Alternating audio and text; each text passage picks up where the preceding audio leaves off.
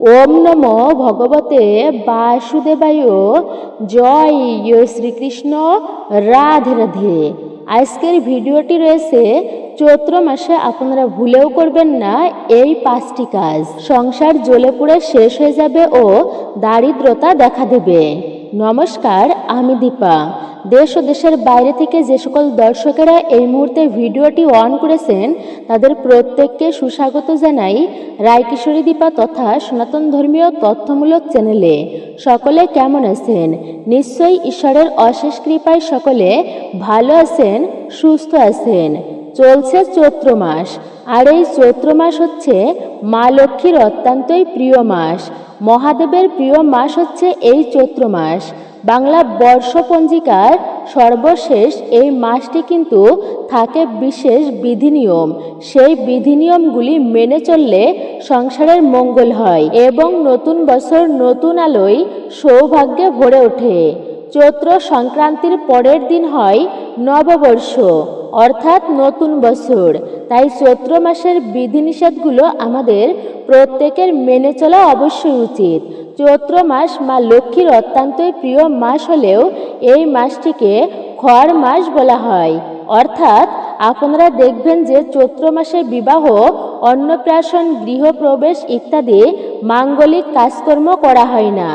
এই মাসে প্রচুর পরিমাণ এমন ধরনের বিধিনিষেধ আছে যা করতে নেই একেবারেই। বাড়ি থেকে বিশেষ কিছু জিনিস একদমই বের করতে নেই, বা কাউকে দান করতে নেই বা দিতে নেই। কোন সেই বিশেষ নিয়মগুলি তা আপনারা জানতে পারবেন।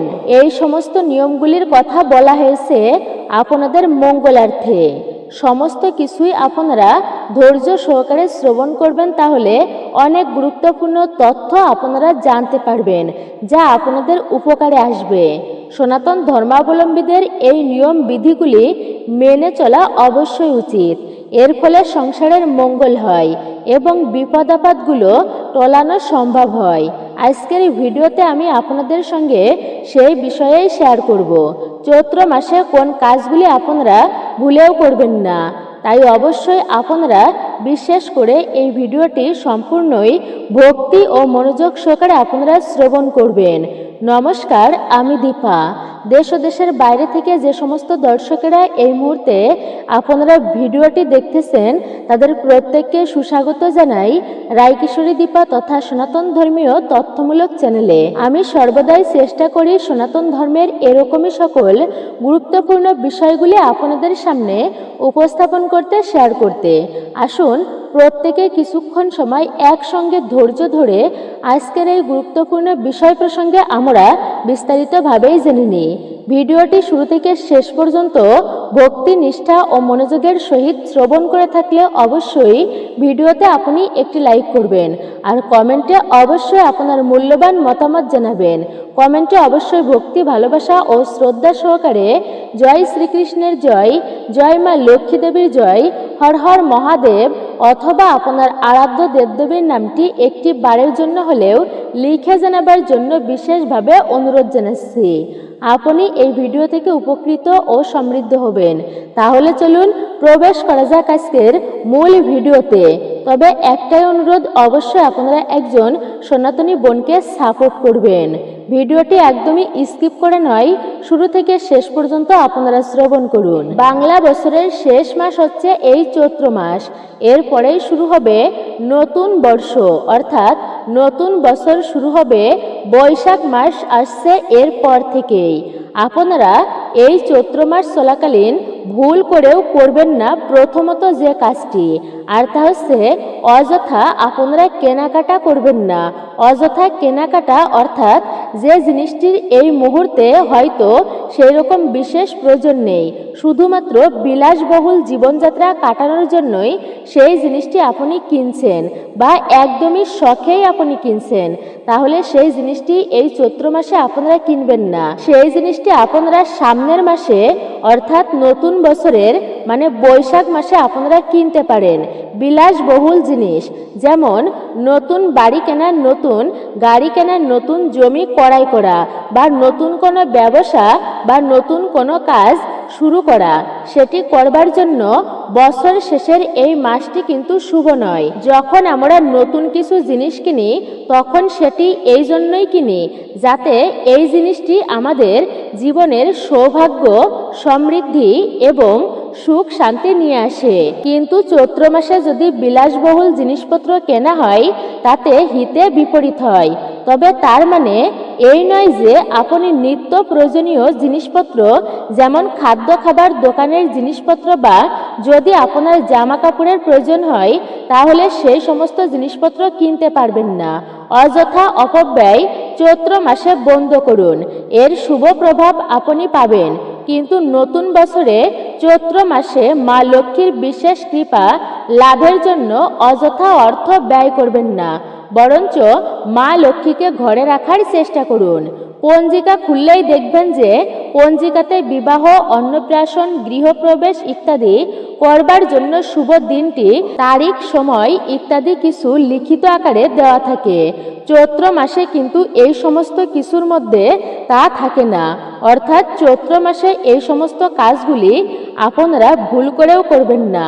এইগুলি করবার জন্য এটি শুভ নয়। চৈত্র মাসে আপনারা বাড়িতেও বিশেষ কোনো পূজা বা যজ্ঞ বা হবন ইত্যাদি জিনিস রাখবেন না, বা নতুন কোনো বাড়িতে গৃহপ্রবেশ ইত্যাদি করবেন না। এমন ধরনের কাজ যেমন নতুন ব্যবসা শুরু করবেন না, নতুন বাড়িতে প্রবেশ করবার জন্য সামনের মাসে আপনারা করতে পারেন, মানে বৈশাখ মাসে। কিন্তু তার মানে এটা নয় যে আপনারা নিত্য পূজা অর্চনা করবেন না। অবশ্যই নিত্য পূজা অর্চনা আপনারা করবেন, বরঞ্চ নিত্য পূজা অর্চনার প্রতি আপনারা আরো বিশেষ করে জোর দেবেন। এই মাসটি মা লক্ষ্মীর অত্যন্তই প্রিয় মাস, তাই এই মাসে প্রতিদিন গৃহস্থ বাড়িতে মা লক্ষ্মীর নিত্য পূজা অর্চনা করা অবশ্যই উচিত। এই মাসে হয় আবার নীল ষষ্ঠী। নীল ষষ্ঠীর দিন মায়েরা সন্তানদের মঙ্গল কামনার্থে দেবাদিদেব মহাদেবের উদ্দেশ্যে নির্জলা উপবাস রাখেন এবং সন্তানদের দীর্ঘ জীবন এবং মঙ্গল কামনা করেন। এই মাসটি শিব ঠাকুরেরও অত্যন্তই প্রিয়। এই মাস ভগবান শ্রীকৃষ্ণের নাম করা অত্যন্তই ভালো। যে কোনো মাসে ভগবান শ্রীকৃষ্ণের নাম করলে অত্যন্তই পুণ্য অর্জন হয় এবং জীবনের বাধা বিপত্তিগুলো দূরীভূত হয়। এই মাসে বিশেষ করে চৈত্র মাসে নবরাত্রি রয়েছে। চৈত্র নবরাত্রি অনেকেই রাম নবমী পালন করে থাকেন। যে দেবতাকে আপনি মানেন, যাকে পূজা অর্চনা করলে আপনি বেশি সন্তোষ পান, মনের ভিতর প্রসন্ন হয় আপনার, যাকে পূজা অর্চনা করার মাধ্যমে সেই দেবতার আপনি নিত্য পূজা অর্চনা করতে পারেন। যদি সম্ভব হয় আপনার পক্ষে চৈত্র নবরাত্রি আপনি পালন করতে পারেন বা রাখতে পারেন উপবাস, বা রাম নবমীর দিন আপনারা পূজা অর্চনা করতে পারেন। অনেকেই শিব ঠাকুরকে অত্যন্তই মানেন, বিশেষ করে তারা দেবাদিদেব মহাদেবের নামে নিত্য পূজা অর্চনা করতে পারেন। যারা শিব ঠাকুরের ভক্ত রয়েছেন, যারা শ্রীকৃষ্ণকে মানেন, তারা নিত্য পূজা অর্চনা শ্রীকৃষ্ণের করতে পারেন এবং করবেন।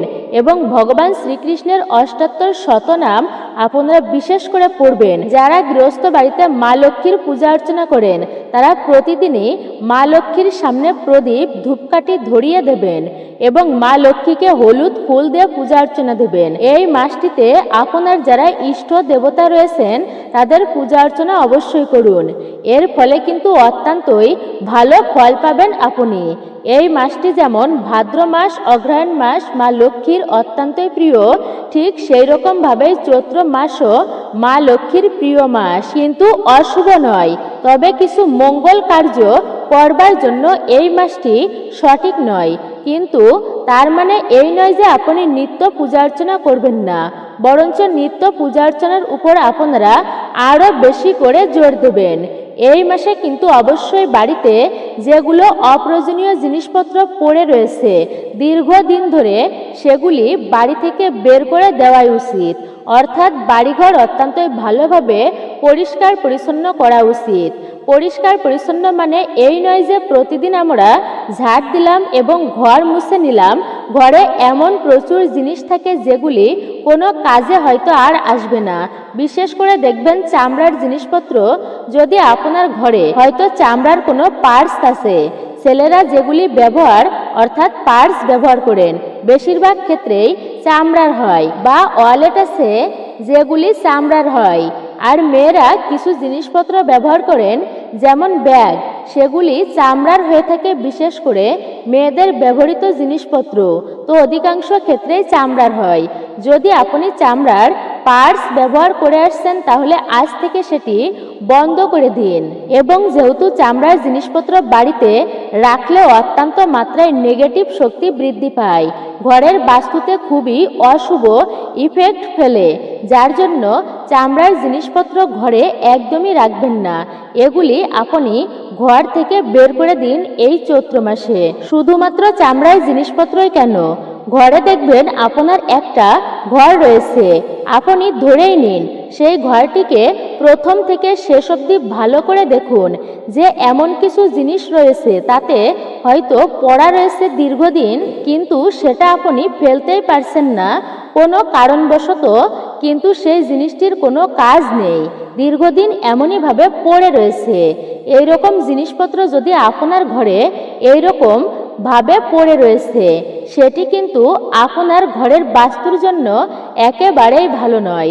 ঘরের বাস্তুর জন্য সেই জিনিসপত্রগুলি ভালো যেগুলি আপনার ঘরে প্রয়োজন।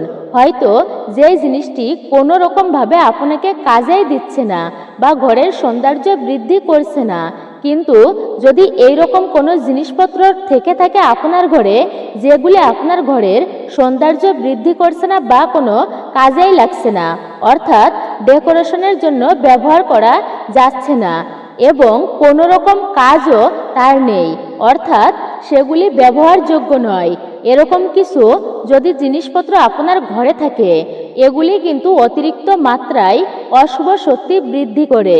এই রকম জিনিসগুলি আজই আপনার ঘর থেকে বের করুন। চৈত্র মাসে আপনার ঘর থেকে অপ্রয়োজনীয় জিনিসপত্র বের করে দিন। প্রথমেই আমি বললাম চামড়ার জিনিসপত্রের কথা। চেষ্টা করবেন চামড়ার জিনিসপত্র ঘরের মধ্যে না রাখতে। অত্যন্তই যদি রাখতে হয় তাহলে সেটা যেন খুব ভালোভাবেই খুব ভালো পরিস্থিতিতেই থাকে, মানে আপনি যাতে ভালোভাবেই ব্যবহার করেন, কাটা ছেঁড়া ফাটা যেন না হয়। এবং চেষ্টা করবেন চামড়ার জিনিসপত্র যতটা কম ব্যবহার করা। ওয়ালেট বা ব্যাগ আপনার জন্য কোনো রকমের জিনিসপত্র ব্যবহার করতে পারেন, কাপড়ের ওয়ালেট ব্যবহার করতে পারেন, তবে চামড়ার জিনিসপত্র ব্যবহার করা বন্ধ করুন। অনেকেই বলে মানি ব্যাগে টাকা পয়সা থাকে না, সেই ক্ষেত্রে আপনারা আপনাদের মানি ব্যাগে একটি গোমতী চক্র রাখতে পারেন বা একটি অশ্বত্থ গাছের ছোট পাতা আপনার মানি ব্যাগে রাখতে পারেন। এর ফলে আপনার ওয়ালেটে বা মানি ব্যাগে অর্থ আগমনের পথ কিন্তু নতুন করে তৈরি হবে। অনেকেই বলেন যে একটি রূপোর লক্ষ্মী গণেশের মূর্তি, 1 টাকার কয়েন রাখতে পারেন, কিন্তু তা নিয়েও মতভেদ আছে। আমি নিজে এটা পছন্দ করি না বা কাউকে রেফারও করব না। তার কারণ হচ্ছে ঠাকুর হচ্ছে পূজনীয়, তাই তাকে মন্দিরে রাখাই হচ্ছে শ্রেয়। ওয়ালেটে আপনি গোমতী চক্র বা অশ্বত্থ গাছের পাতা রাখতে পারেন, তার ফলে বেশি ভালো আপনি ফলাফল পাবেন। ঘরের বাস্তু যদি ঠিক রাখতে চান, সঠিক রাখতে চান এবং যদি চান যে পরিবারে আয় উন্নতি বৃদ্ধি পাক এবং রোগ শোক জ্বালা যন্ত্রণাগুলি কমুক, তাহলে ঘরের যেগুলি ইলেকট্রনিক্সের জিনিসপত্র আছে সেগুলির বিশেষভাবে আপনারা খেয়াল রাখবেন। ঘরে ইলেকট্রনিক্সের জিনিসপত্র থাকুক, সেটা লাইট, পাখা, এসি, টিভি যাই হোক না কেন, এগুলো যেন সমস্ত কিছুই ভালো থাকে। যদি কোনো কারণে তা খারাপ হয়ে যায় তাহলে আপনারা সেগুলি ঠিক করুন এবং আপনারা পুনরায় ঠিক করে সেটি ব্যবহার করুন। তবে এমন ইলেকট্রনিক্সের জিনিসপত্র যেগুলি আর আপনার ব্যবহারযোগ্য নয়, আপনার কাজে আসছে না, সেগুলি খারাপ হয়ে আছে আর কখনো আপনি সারাতেও পারবেন না বা আপনি সারাতে চাইছেন না, আর সারলেও তা ঠিক হবে না, তাহলে সেই জিনিসপত্রগুলি আপনার ঘরের বাস্তুর থেকে আপনি বের করে দিন। কারণ হচ্ছে আমি আপনাকে একটু ছোট্ট করে বোঝাচ্ছি। ইলেকট্রনিক্সের জিনিসপত্র মানে একটি গতির প্রকাশ, পাখা জ্বলছে, আলো জ্বলছে, একটি গতির প্রকাশ। এটি আমাদের জীবনে জিনিসপত্রগুলোকে রিজেম্বল করে। তাই যখন কোনো ইলেকট্রনিক্সের জিনিসপত্র খারাপ অবস্থায় পড়ে থাকে বা খারাপ অবস্থা হয়ে যায়, সেটা আপনার জীবনের গতিতে বা আপনার কাজের স্ফূর্তিতে তাই ইফেক্ট ফেলে। অর্থাৎ দেখবেন আপনি ধীরে ধীরে কাজকর্মে এনার্জি পাচ্ছেন না, আপনার কাজের মধ্যে তেমন আগ্রহ থাকছে না, আগ্রহ কমে যাচ্ছে এবং আপনার জীবনে আয়োন্নতির পথে বাধা সৃষ্টি হচ্ছে। তাই খারাপ ইলেকট্রনিক্সের জিনিসপত্র কিন্তু ঘরের বাস্তুর জন্য অত্যন্তই খারাপ। বিশেষ করে দেওয়াল ঘড়ি বা হাত ঘড়িও যদি বন্ধ অবস্থায় পড়ে থাকে বা খারাপ অবস্থা আছে, তা কখনোই আর ঠিক করা যাবে না, কিন্তু সেটা আপনার জীবনে অত্যন্তই খারাপ ইফেক্ট ফেলে। আপনার জীবনে কোনো কাজ আপনি করতে পারবেন না সঠিকভাবে, যে কাজই আপনি করবেন তা অসফল হবেন। কারণ ঘড়ি কি? ঘড়ি আমাদের সময় বা প্রেজেন্টকে বোঝায়। আমরা যদি প্রেজেন্টটাকে আটকে দিই, আমরা নিজের হাতে আমাদের উন্নতিকে আটকে দিলাম। তাই এই ব্যাপারটাই ভীষণভাবে সচেতন থাকবেন। ইলেকট্রনিক্সের জিনিসপত্র যেন সঠিকভাবে কাজ করে। চৈত্র মাসে ঘরে যদি ঝুল পড়ে, মাকড়সা ঝুল ইত্যাদি যদি পড়ে, ঝুলটা কিন্তু সঙ্গে সঙ্গে নষ্ট করে দেবেন। কারণ ঘরের দেওয়ালে ঝুল পড়া কিন্তু ঘরের বাস্তুতে অত্যন্তই খারাপ প্রভাব ফেলে। এই বিষয়টা অবশ্যই সচেতন থাকবেন আপনারা। ঘরোয়াভাবে পরিষ্কার পরিচ্ছন্ন রাখবেন আপনার ঘর। প্রয়োজনীয় জিনিসপত্র সাথে সাথে মাকড়সার জাল ও ঘরে বাসা বাঁধে, কিন্তু আপনারা বাসা বাঁধতে দেবেন না। এর ফলে আপনার বাড়িতে অর্থ আগমনের পথে বাধা তৈরি হবে।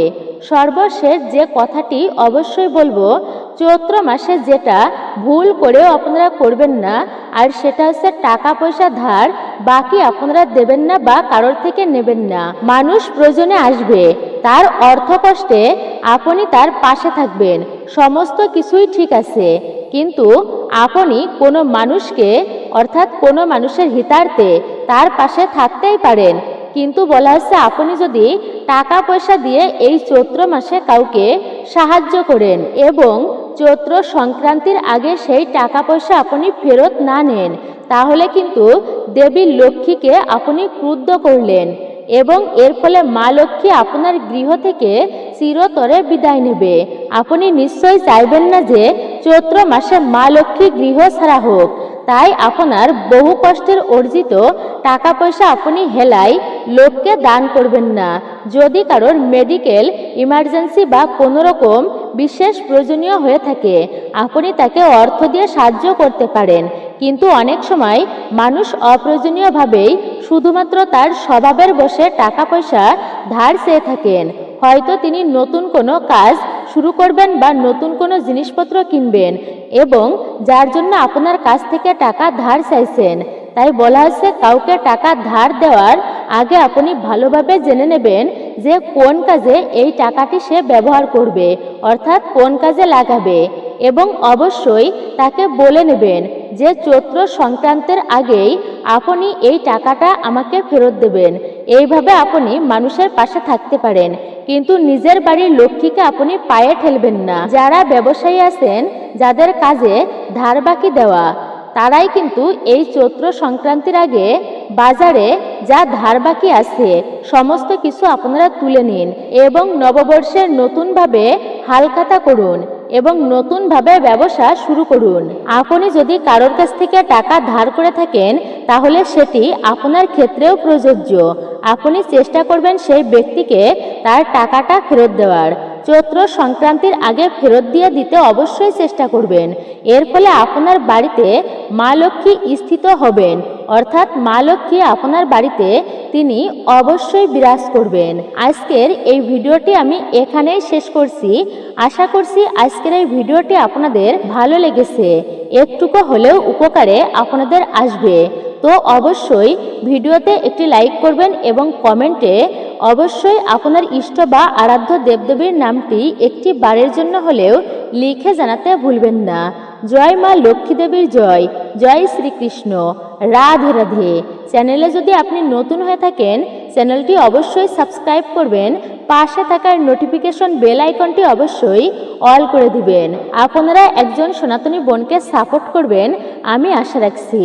সকলে ভালো থাকুন, সুস্থ থাকুন, পরম করুণাময় ঈশ্বরের অশেষ কৃপায়।